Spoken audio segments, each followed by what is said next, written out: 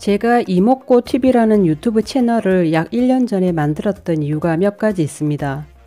그 몇 가지 이유들 중 가장 근본적인 이유는 한마디로 제가 모르는 저 자신을 하나씩 발굴해가고 알아가는 계기를 만들기 위해서였습니다. 유튜브에 올릴 영상 제작 준비 시간들을 통해 제가 나라는 사람을 객관적으로 바라볼 수 있고 또 대면해 갈 수 있는 기회를 가질 수 있기를 기대했습니다. 제가 비록 단점이 많고 또 늘 실수를 하는 부족한 사람이지만 이러한 기회들을 통해 더 성장해 갈 수 있고 또 있는 그대로의 나 자신을 객관화하는 과정을 통해 나 자신을 사랑하고 나 자신을 받아들이고 싶어서였습니다. 즉, 행복하고 싶어서였습니다. 제 채널 설명란에 제가 1년 전에 쓴 짧은 인사글을 아마 읽으신 분들도 계시겠지만 아직 읽어보시지 않은 분들을 위해 한번 보겠습니다. 내가 모르는 나를 알아가기 위해 만든 채널입니다. 오늘도 우리 모두 행복합시다. 화두의 화두, 나와 대면하기 위해 떠나는 긴 여행, 이목고TV. 이게 뭐고라는 화두를 던지는 채널이죠. 그래서 오늘은 제가 저 자신에게 이런 질문을 한번 던져봅니다. 너에게 도대체 장점이란 것은 있느냐? 있다면 너의 장점은 뭐냐? 네가 스스로 자랑스럽게 이것이 내 장점이요 라고 말할 수 있는 게 어떤 것들이 있느냐? 스웨덴어로 말하면 Vad är dina starka sidor입니다. starka sidor, 장점. 이 질문은 스웨덴에서 구직 활동을 하는 사람들, 직장을 구하는 사람들이 인터뷰에 가면 아주 자주 듣게 되는 단골 질문입니다. 회사의 인재들을 구하는 스웨덴 기업들의 면접관들은 항상 면접에 임하는 구직자들에게 구직자들 스스로가 판단하는 장점과 단점들을 물어봅니다. 한국의 전형적인 인터뷰 질문에는 어떤 게 있는지 참 궁금해지네요. 솔직히 제 경험을 말씀드리자면 저는 잡 인터뷰 준비를 할 때마다 제가 남들에게 말할 수 있는 장점들은 쓰면 그래도 몇 개가 많이 나오는데 단점은 장점 수보다는 그렇게 많지 않았던 것 같습니다. 여기까지 들으신 여러분들 중에는 아유 밥맛이야 하는 생각하시는 분들도 계시겠지요. 하지만 저는 남들에게 욕먹을 거 알면서도 또 악플이 달릴 걸 알면서도 제 솔직한 심정을 말씀드리는 것입니다. 이것은 아마 제가 단점 찾기에 주목을 했다기보다 제 삶 자체가 장점을 찾아 그걸 더 강화시키기 위해 의도적으로 노력한 결과가 아닌가 싶기도 하고 저는 또 제 단점조차 제 장점으로 바라보려고 하는 특이한 재주가 있습니다. 이것도 장점이라고 하면 할 수 있는 또 하나의 제 장점이겠네요. 저를 잘 알고 오랫동안 겪어본 사람들은 이렇게 말합니다. 저같이 자유 영혼은 본 적이 없고 저같이 남의 판단에 좌지우지되지 않는 사람은 본 적이 없다고. 제가 평가하는 제 장점은 바로 남에게 휘둘리지 않는다는 것입니다.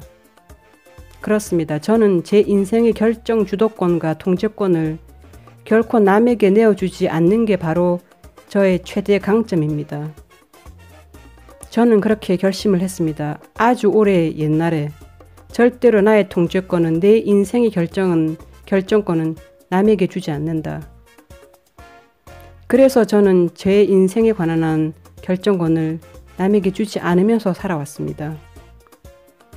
여러분들 요새 휴대폰만 켜면 TV만 켜면 남의 모습들, 남들이 내리는 평가들 엄청 많죠. 한 예로 물건 하나를 사려고 할 때도 남들이 내린 평가들이 여러분들의 의사결정에 어마어마한 영향을 주고 있습니다. 평가하기, 점수 주기, 판단하기, 정말 피곤할 정도로 외부로부터 밀려오는 엄청난 타인의 눈으로 그 가치가 매겨지는 이 세상.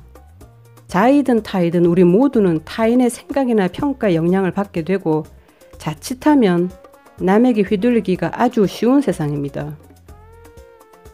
누가 그럽디다. 타인의 영향을 받는 것을 좋아하는 사람은 없다. 하지만 남들이 가는 길, 남들이 선택하는 길, 남들이 갔던 길을 따라가야 그 안에서 우리 인간들은 안심감을 느끼고 그래야만 쉽게 말하는 성공한 삶이 되는 것이다. 여러분들 혹시 이런 경험 한 번쯤은 하시지 않으셨나요? 남들이 옳다고 말하는 길을 열심히 따라가다가 혹시라도 나보다 뒤처져 있는 사람들을 보면 마음이 괜히 안심이 된다거나 혹은 우쭐한 우월감을 느꼈던 적은 없으셨나요? 제가 가지고 있는 장점들 중 제가 단연코 큰 소리로 말할 수 있는 것은 저는 남들이 저를 어떻게 바라보고 어떻게 평가하는지 등등에 상관하지 않는다는 것입니다. 한마디로 저는 남들 눈이 무서워서, 남들에게 인정받고 싶어서, 남들이 중요하다고 말하니까, 또 남들이 다 아는 것들이니까 라는 이유 등으로 제가 쥐고 있어야 할 제 인생의 주도권과 통제권을 남에게 줘버리는 일을 하지 않는다는 것입니다. 아니, 하지 않으려고 죽을 힘을 쓰고 있는 중입니다. 제가 국민학교를 졸업하고 중학교를 갈 때 이야기를 한번 들려드리겠습니다. 국민학교 5학년 때쯤에 어머니께서 새 책가방을 하나 사주셨습니다. 입학할 때 사주셨던 책가방이 많이 낡고 또 너무 작아서 가게에 가서 그 당시 기억으로는 꽤 좋은 걸로 사주셨습니다. 정사각형의 빳빳한 책가방 끈이 달려서 등에 메고 다니는 당시 한창 유행하던 캐릭터였던 머리와 발목에 번쩍번쩍 빛나는 금색 장식을 끼고 있던 원더우먼이 밧줄을 던지는 모습이 가방 전체면에 장식된 빨간 아주 예쁜 전형적인 국민학교 학생들의 책가방이었습니다.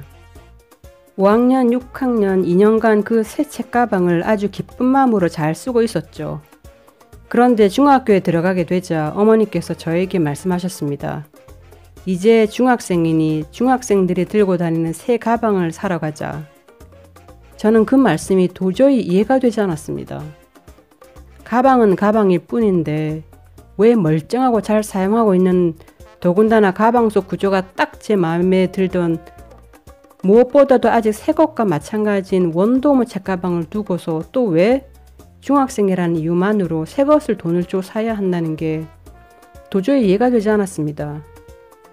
가방에 국민학생 가방, 중학생 가방이라고 써 있는 것도 아닌데. 그렇게 며칠을 실랑이를 벌이다가 결국은 어머니께서 포기하셨습니다. 아니, 제 어머니께서는 제가 중학교에 등교를 며칠 동안 하다 보면 아무도 제가 들고 다니는 그런 국민학교 책가방을 들고 다니는 사람이 없다는 걸 알고 난 뒤 부끄러워서라도 먼저 엄마한테 새 가방을 사달라고 조를 것이라고 생각을 하셨답니다. 하지만 저는 남들이 무슨 가방을 들고 다니든 상관치 않고 버스 정류소에서 다른 남자 중학교, 여자 중학교 학생들이 저를 보고 웃든 말든 비웃든 어쨌든 상관치 않고 학교 친구들이 저를 놀려도 이상하게 생각해도 전혀 흔들리지 않고 제가 내린 판단과 결정에 따라 국민학교 5학년 때 샀던 아직도 멀쩡했던 빨간 원더우먼 책가방을 등에 메고 꿋꿋이 중학교를 다녔습니다. 남에게 휘둘리지 않는 것, 그래서 내 인생에서 엑스트라가 아니라 주인공으로 살 수 있는 것, 남들이 만들어 놓은 가치나 행동 규율을 무조건적으로 따라가지 않고 자기의 길을 가려고 하는 것, 또 갈 수 있는 용기, 바로 이것이 제가 가지고 있는 최대의 장점입니다.